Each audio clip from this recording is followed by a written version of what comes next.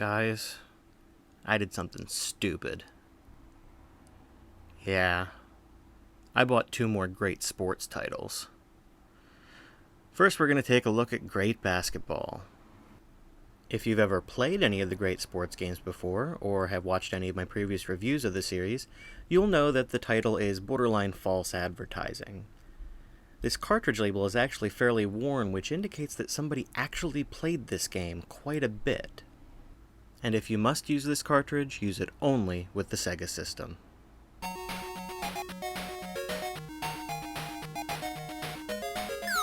So this is the title screen. Again, decent music on the title screen, but let's jump right into the action. I'm going to play as the USA, because that's where I'm from. We'll play against Japan. I kind of have to question the inclusion of Hungary and Czechoslovakia as options, but what do I know? Maybe they had great basketball teams. When you select a team, it plays a little snippet of that country's national anthem. Kind of unnecessary, but at the time it was probably pretty cool. This confusing little screen shows which direction you'll be going towards your basket. And here's the game itself. It doesn't actually look too bad for such an old basketball game. But I should note that Double Dribble came out on the NES the same year as this, and it's much better. If it seems like I'm being unfair to the Master System sports games by comparing them to the NES games, maybe it is. The Master System ones, I think, came out before the NES ones in almost every case. And it's probably the reason that Sega focused so strongly on making good sports games for the Genesis when that came out, because Nintendo blew them out of the water during this era. As for the actual gameplay here, as you can see, I'm already losing quite badly. The control in this game is, I guess it's adequate. I suck at it really bad. Yeah, I don't know.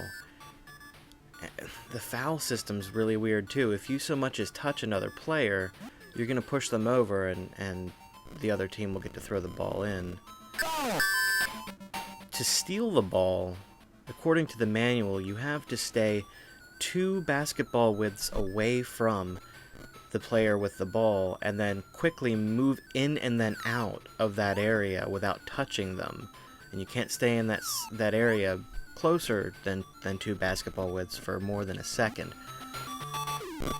Since the 2 button isn't used when you don't have the ball, I really don't understand why they didn't just let you use that to steal the ball, instead of that weird complex shit. Blocking shots is weird too. Apparently you're supposed to just stand between the shooter and the net, and it says that jumping can help you to block the shot. That never worked for me either. I'm not really sure if that's just because I suck so bad or if this was actually an awful game. I'm going to assume that it was just a pretty crappy game, simply because it's a great sports title and they tended to suck.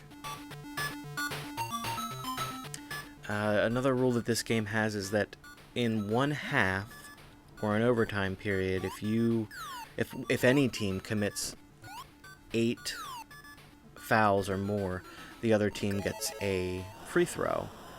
And if they make that free throw, they get to try for another one. So they can get up to 2 free points for each time you foul above 8 in one half. I didn't play more than one half here. Even though they're only 3 minutes long,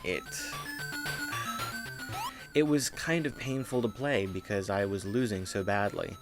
Look at that.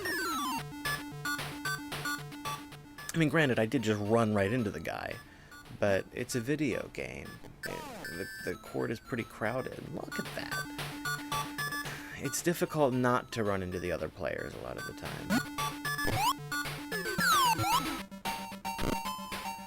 Another thing that mystifies me about this game is that when a basket is scored, the rest of the team and the opposing team all run down court, while the person who scored the basket jumps up in the air. as far as I know, that's not traditional procedure in actual basketball. But I could be wrong. I don't watch a whole lot of basketball, even though it is one of my more favorite sports to watch. In case you couldn't tell, I'm not that into sports.